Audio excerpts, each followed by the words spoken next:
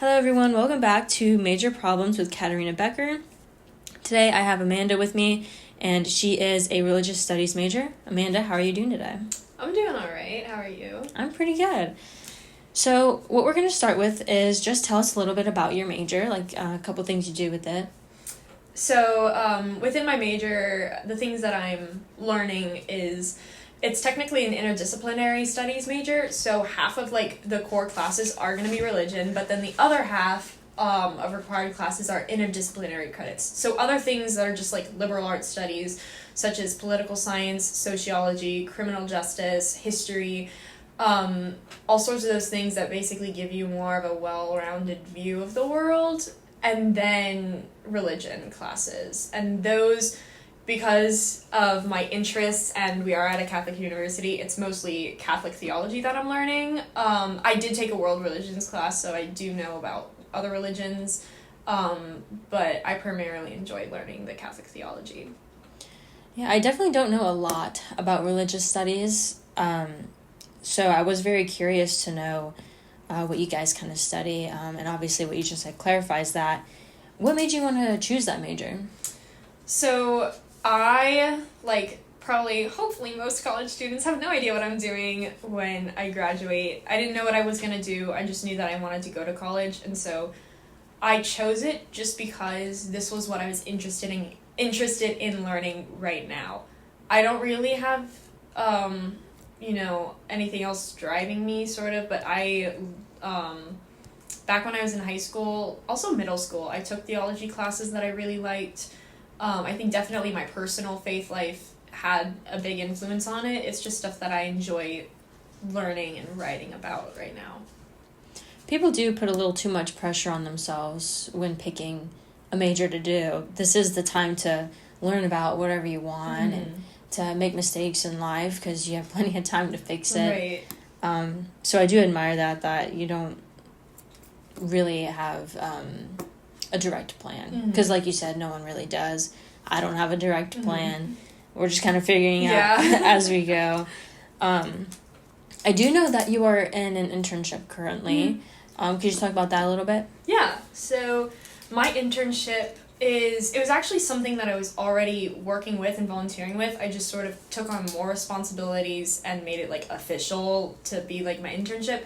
But I am a core team member at the youth group at St. Paul Catholic Church, Tampa. So the youth group is, like you can imagine, it's the high schoolers, and then the core team is the young adults, an adult group of leaders that we're there,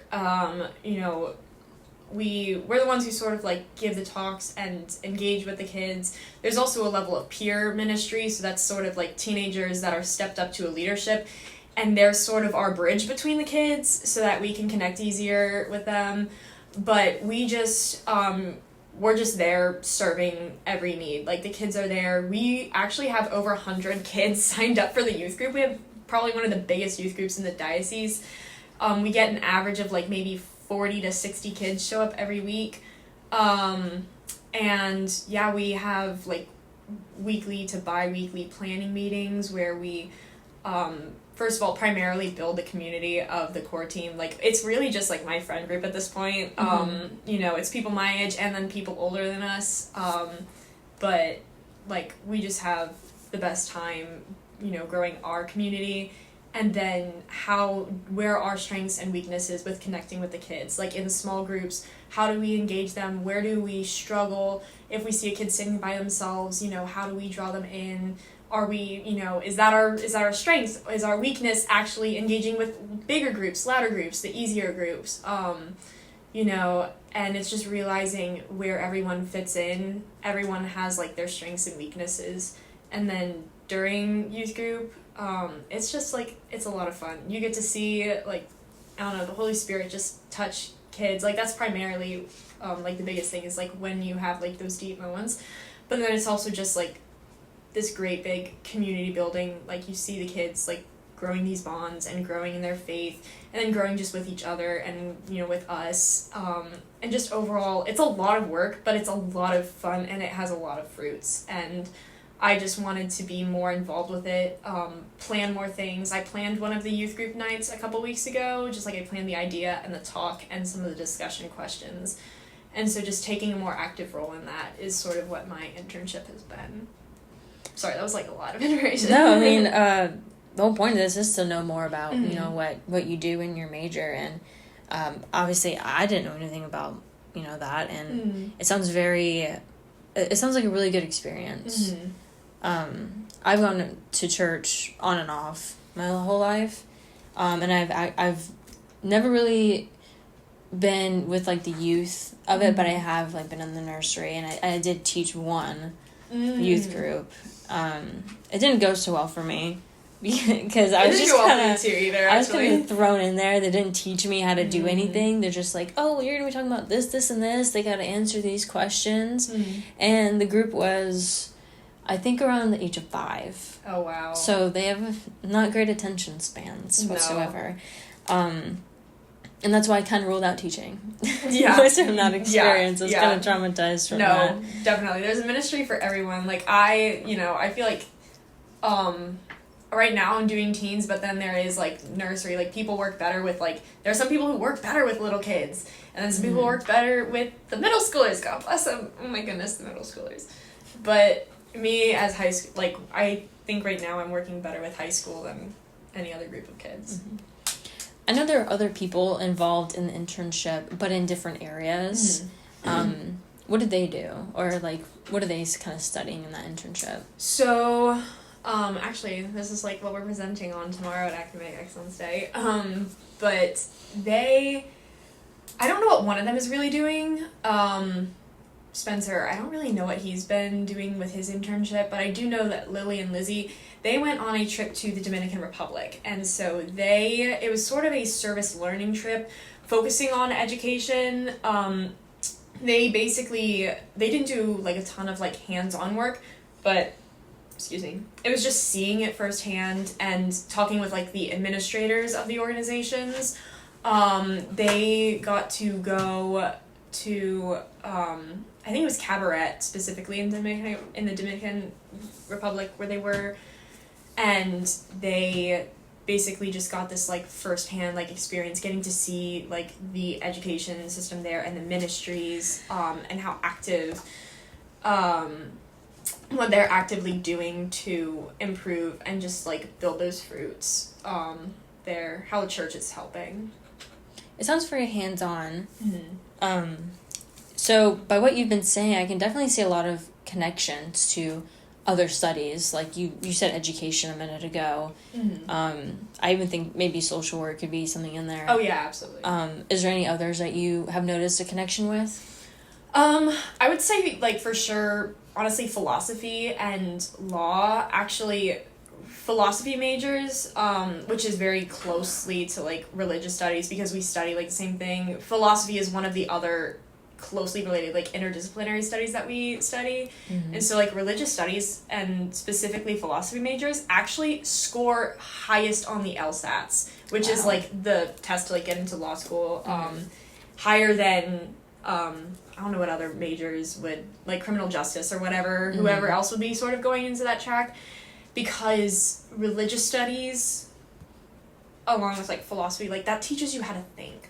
It teaches you a lot of soft skills that you can learn elsewhere, but because it is so heavily focused on this, like you're learning about the world, you're learning how to think, you're learning how,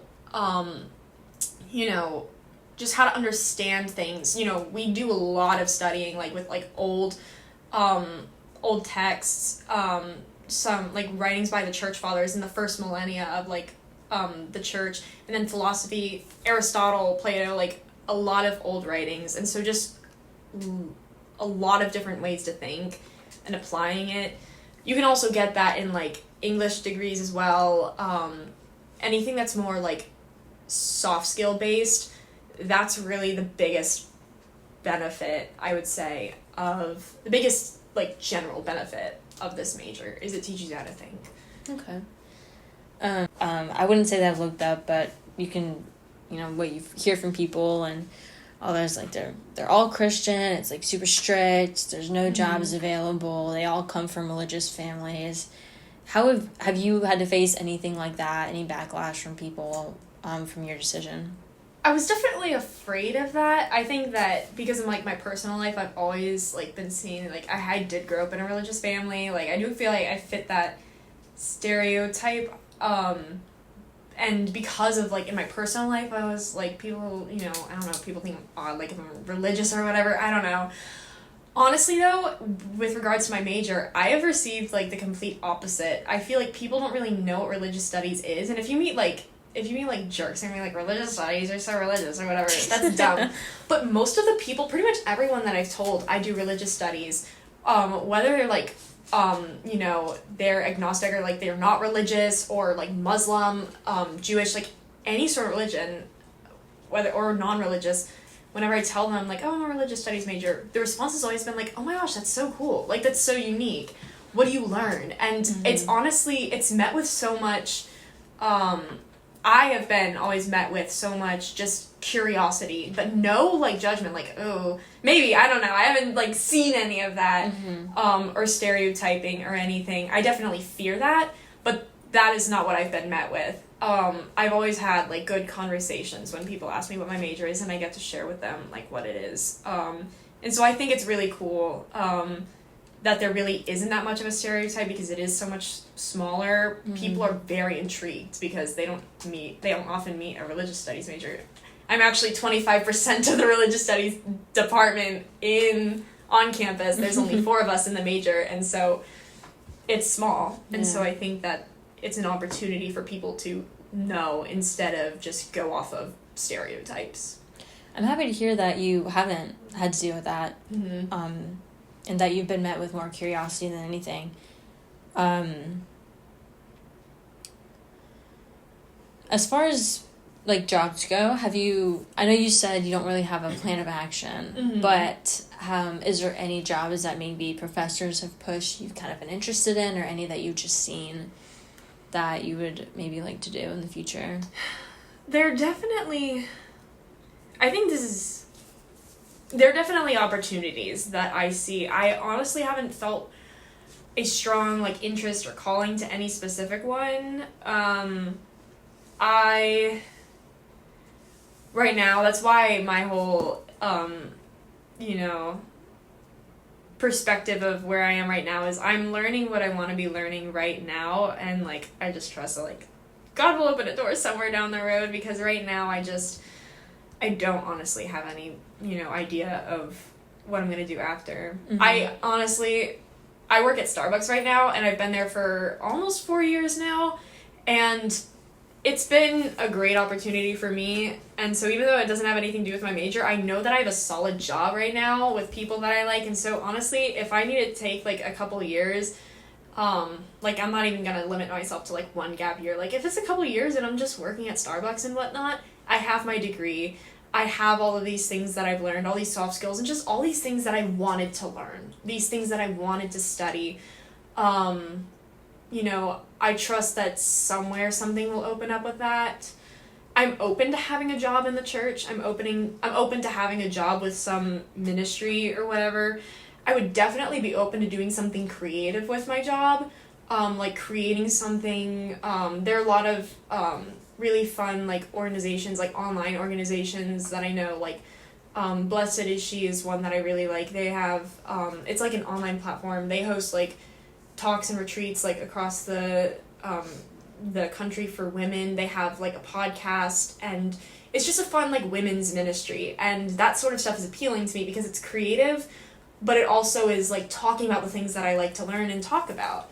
So something that is sort of just a continuation of just learning and discussing these things. I'm hoping that my husband can just have a good job and I don't have to work. That's sort of my plan, is that's why I don't have like a career picked out. It's more, what am I going to enjoy doing for the rest of my life or whatever, not, you know. Yeah, that's pretty much where I'm at right now. I like to hear that things are different than, like, your mindset is a bit different than other people. I think it's a refreshing thing that not everyone is trying to go for the same thing, go for the highest paying job that they can do, even if they're unhappy in life. Right. Which I want to clarify, there's nothing wrong with that. I know there's nothing wrong with that. People have that freedom to, I mean, it's a good thing to apply yourself and to work hard. I honestly, I admire people who have that sort of drive, that achievements, accomplishments is what drives them. For me, it's more experience that drives me. Like, I would rather enjoy what I do and have this good experience than put up with something difficult or like a difficult position or job or whatever to get to an end. And so I think it's I just think it's different. I don't think it's better or worse. People just have different ways of getting what they want. They have different values, and I think that Yeah. What I meant to say before was that, and some people may not have understood what I was saying. I think it's refreshing because people can see that they don't have to take just one route. Mm-hmm. That they're not alone in however they are thinking about going. You said the fear aspect of this. You may not have faced stereotypes or stigmas, but you do have a fear of that. Has that hindered you in any way in making any sort of decision or even continuing on with your major? Has that impacted you? It definitely has. I guess it comes from an insecurity, saying that, I'm afraid everyone's just out to get me is that's an extreme way to say it, but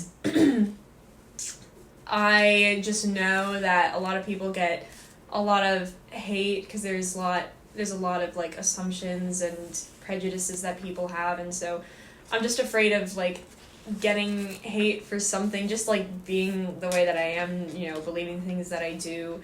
And then, it's not just something in the background, it is something very much at the forefront of my life. It's my personal life, but then it's also clearly it's my academic life, and it's going to be my business life, or however you would want to call it. And so I feel even though I haven't faced it, there is this fear, there's this hesitation, even with tomorrow, this is a real example, right now. The presentation that I'm going to give tomorrow is about theology. It's about a doctrine that I, personally have wrestled with and personally have, just studied, and I love learning about it because of what it is academically, but then also what it personally means to me.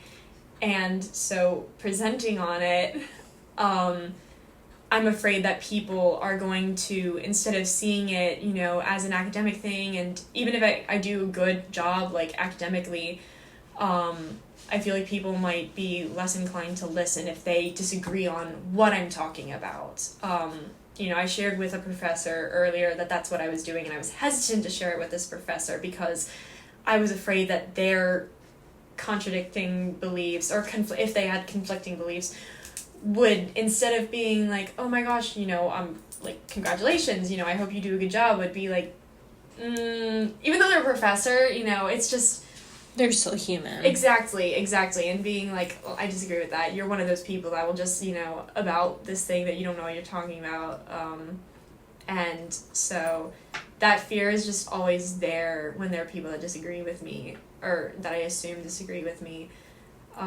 And so I was nervous to share with this professor that that's what I was presenting on. So that fear is definitely there. So yeah, I would say it does hinder me a little bit.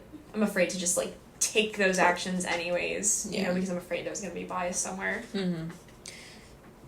Unfortunately, I find that to be a common thing with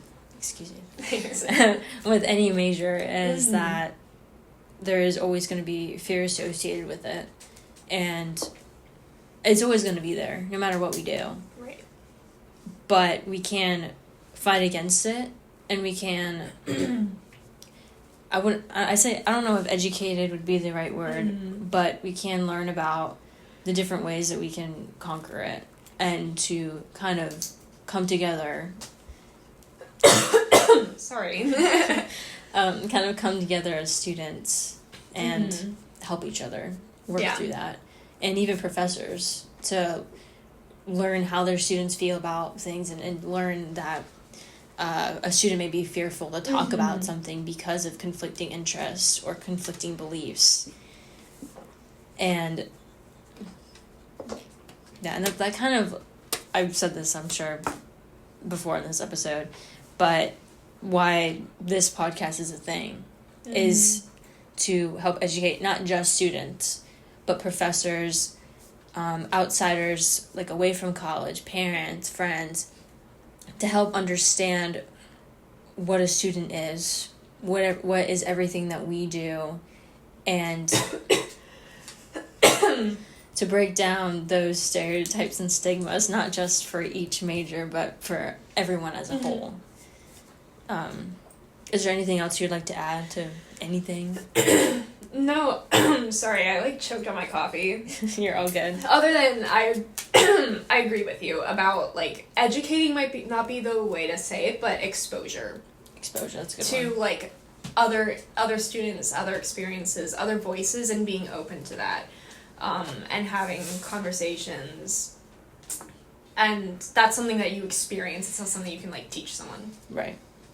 That is a good way to put it. Thank you. That was just what you said, and that's what I was. Yeah, but you summed it up a lot better than I did. No. Well, that is all the questions I have for you today. Yeah, well, thank you for coming on. Thank you for having me. Of course. I wouldn't have wanted to pick anyone else. Thank you. You only had 3 other people to choose from. Well, yeah, thank you, and I hope everyone enjoyed this episode. Let me know if you have any comments. Yeah.